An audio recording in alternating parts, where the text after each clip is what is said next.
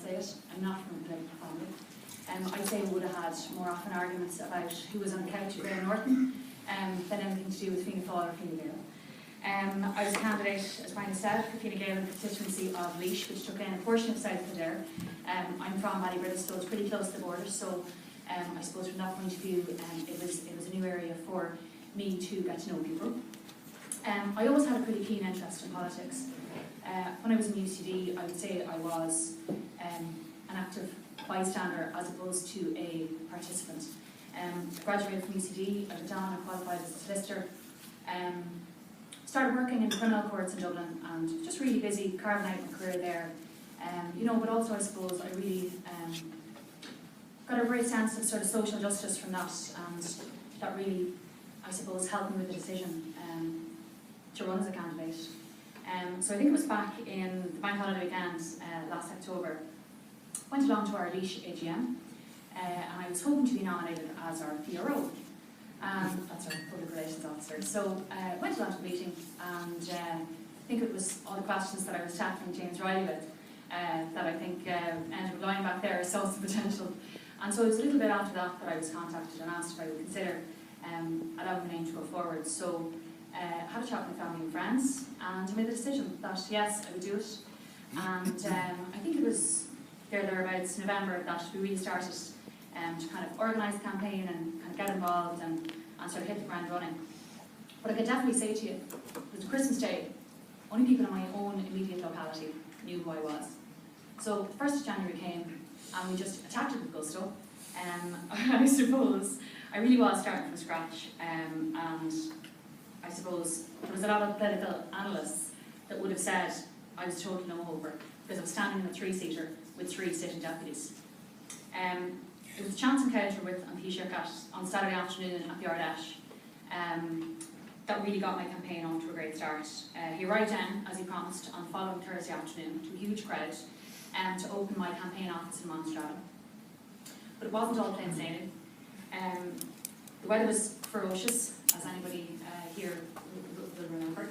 The constituency boundary, as I said, had changed and the canvassing was really, really tough. But thankfully, I had really great support from my sisters, my family, and a lot of my close friends. They always come out every night to face the challenge. So I was really, really lucky in that way. I felt a really great wave of goodwill during the election from the media, from local journalists, and I suppose they really felt I was a breath of fresh air in our constituency.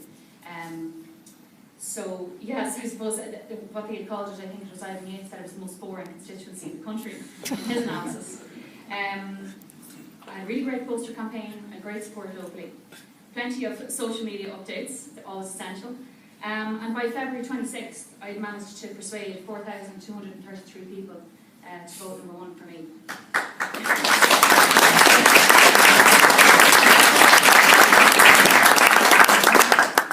I didn't do it single-handedly.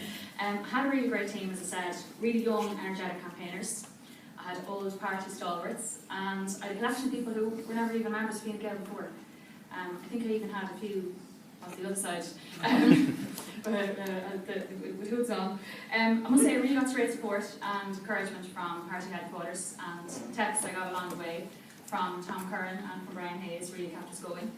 I really would encourage anybody who's thinking of putting their name forward in the coming years to do so. And as someone said to me, don't think too much about it, because sometimes the less you know the better.